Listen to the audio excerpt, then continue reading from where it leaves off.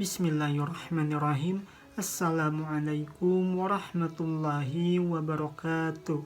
Perkenalkan, saya Ahmad Rifani Jailani, mahasiswa dari Universitas Teknologi Digital Bandung dari kelas C5 Manajemen dengan nomor pokok mahasiswa 101217070. Dalam video kali ini, saya akan memaparkan sebuah materi mengenai syahadatain dalam proses kehidupan manusia.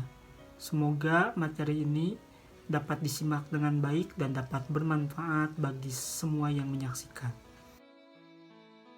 Pertama, syahadatain dalam proses kehidupan manusia. Tahapan kehidupan manusia. Manusia adalah makhluk Allah Subhanahu wa Ta'ala yang mengalami 4 proses tahapan kehidupan, 2 kali mati dan juga 2 kali hidup. Pertama, tahapan kematian pertama disebut kematian karena ruh dan jasad belum bersatu.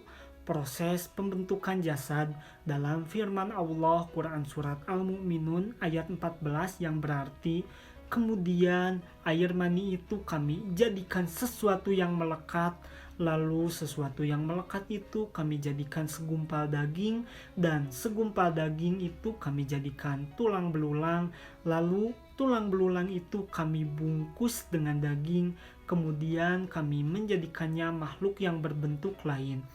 Maha suci Allah, pencipta yang paling baik. Ada 3 proses tahapan pembentukan jasad. Yang pertama, tahapan mudghah, proses menjadi mudghah. Yang kedua, tahapan alaqah, gumpalan darah. Dan yang terakhir, yang ketiga, tahapan mudghah, gumpalan daging. Yang kedua, tahapan kehidupan pertama.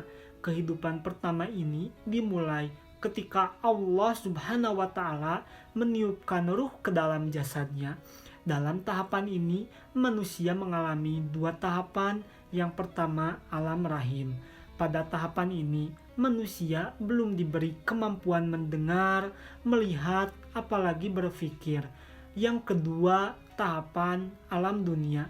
Setelah lahir ke muka bumi, manusia tidak langsung menerima kewajiban dari Allah Subhanahu wa Ta'ala, tetapi mengalami beberapa proses, yaitu pertama, masa balita 0 sampai 5 tahun, yang kedua masa anak-anak 5 sampai 12 tahun, yang ketiga masa mumayyiz kurang lebih 12 tahun, dan yang terakhir masa pikun kurang lebih 75 tahun.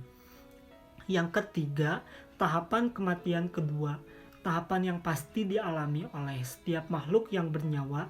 Tahapan ini berpisahnya ruh dan jasad kembali. Jasad akan kembali kepada asalnya, yaitu tanah, sedangkan ruh akan disimpan di suatu tempat yang disebut alam barzah atau tempat menunggu, alam kubur, di mana manusia akan mengalami kenikmatan serta azab kubur. Tahapan ini sangat panjang, sejak kematian hingga hari bangkit Yaumal Qiyamah.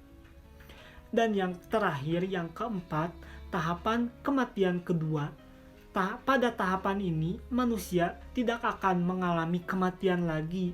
Disebut juga Yauma al-Akhir karena merupakan akhir dari perjalanan hidup manusia. Sebelum mengalami tahapan kehidupan kedua, manusia mengalami beberapa tahapan. Yang pertama, kehancuran alam semesta. Yang kedua, hari kebangkitan. Yang ketiga, hari perhitungan. Dan yang terakhir, yang keempat, yaitu hari pembalasan. Yang kedua, sikap manusia terhadap syahadatain. Beribadah kepada Allah harus sesuai dengan aturannya, yaitu mengikuti Rasulnya. Keberadaan Rasul untuk merealisasikan ibadah kepada Allah, namun tidak semua manusia menerima Rasul. Manusia terbagi menjadi 2 bagian, yaitu pertama, menerima seruan Rasul. Ketika mereka diberikan tawaran dari Allah Subhanahu wa Ta'ala, mereka menerima dan melaksanakan perintah Allah untuk masuk al-Islam. Penerimaan ini dibuktikan dengan pelaksanaan syahadatain. Dan yang kedua, menolak seruan Rasul. Mereka manusia yang ragu-ragu dan yang mencintai kehidupan duniawi. Yang ketiga, di akhirat kelompok yang menolak syahadatain. Kehidupan akhirat dalam tujuan akhir orang beriman dan takwa, karena kehidupan di akhirat lebih baik dan abadi, sedangkan orang kafir menolak adanya hari akhir. Kehidupan akhirat nanti manusia menjadi dua kelompok, yaitu pertama penghuni neraka dan yang kedua penghuni surga. Mungkin cukup sekian paparan materi yang dapat saya sampaikan. Semoga paparan materi ini dapat menjadikan sebagai pengingat kepada kita sebagai umat muslim dan juga dapat bermanfaat bagi kehidupan kita. Wabillahi taufiq wal hidayah. Wassalamualaikum warahmatullahi wabarakatuh.